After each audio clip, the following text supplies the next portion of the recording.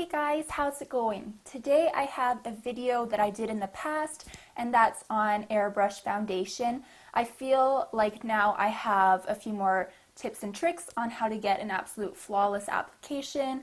And yeah, so let's just jump right on in. So my first step that is absolutely crucial is to make sure your skin is well exfoliated and moisturized.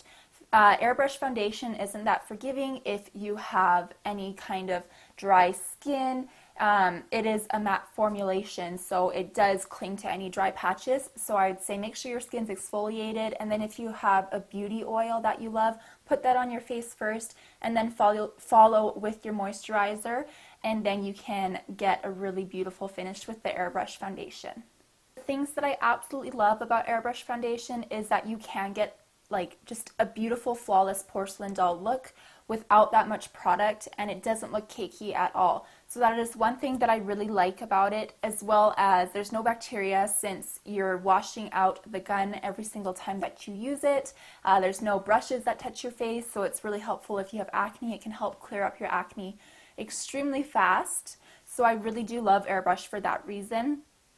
One negative though about Airbrush Foundation I find is that if you are crying, it does streak, so you have to make sure you carry a powder with you if you're going to cry so you can touch it up. It is extremely easy to touch up, but that's just something to note. Another thing that I do find with Airbrush Foundation is I cannot get a flawless application under my eyes.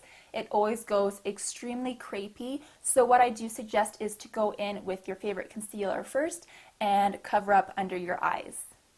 So now my under eyes are all concealed, but that is another thing that I would like to point out is also Airbrush Foundation is pretty unforgiving with any kind of texture that you might have on your face. So if you have large pores, you might want to go in after and blur them out with a really small brush and fill them in with that powder. And again, like I had said earlier in the video, it is unforgiving for dry patches as well.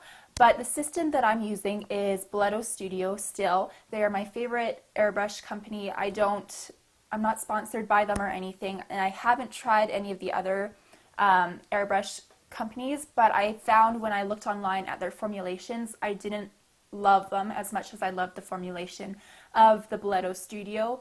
The Blotto Studio does not break me out at all. It doesn't irritate my rosacea. It's just really a beautiful, sensitive skin friendly formula.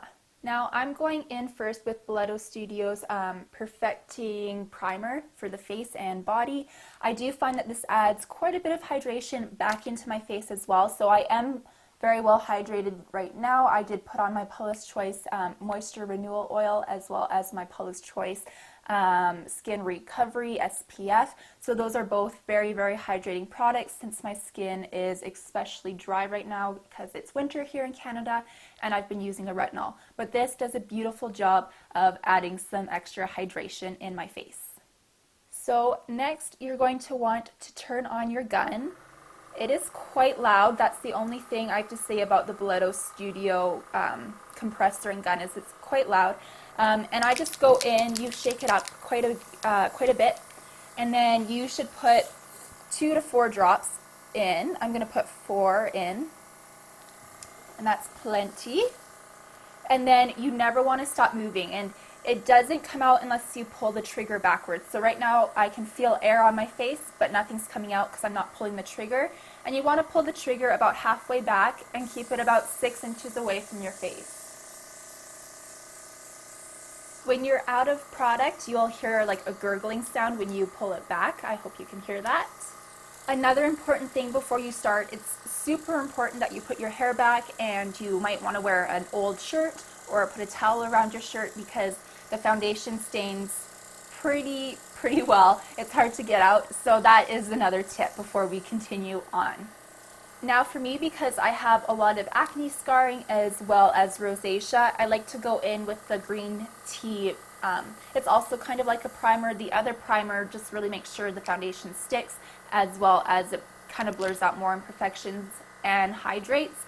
The green tea is like a green primer, so it's going to cancel out all of my extra redness so I can use less foundation. I'm also going to start with about 4 drops of that, and I'm just going to concentrate it in the areas that I'm red.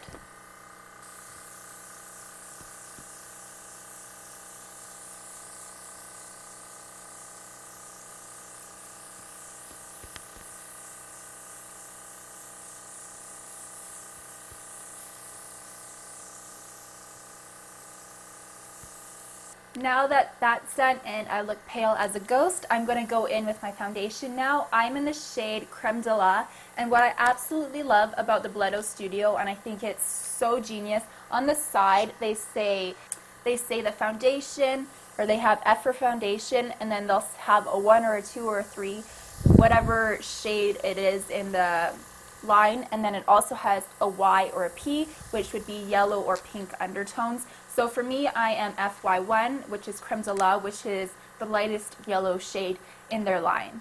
I'm going to start with about 8 drops and see where that takes me.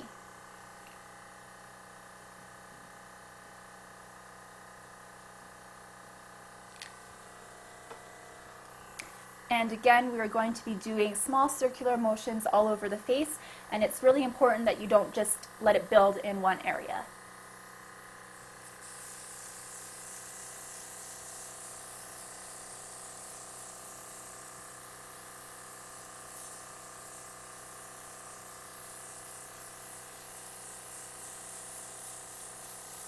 Now that I have my foundation on, I'm going to do one last step, and that is using the Blendo Studio Luster Drops.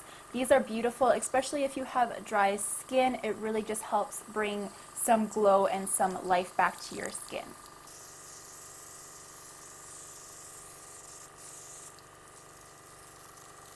So that is it for the foundation, or the airbrush part of the video. So I'm going to leave you there. I really do like this foundation a lot. I just wish that, and I don't know if it's with all airbrush foundation, I just wish that when you cry it wouldn't streak off your face. So I might invest in another system and see if it's the same thing. Otherwise, I hope you enjoyed this video. Please comment, like, and subscribe, and I'll see you in my next one. Bye guys!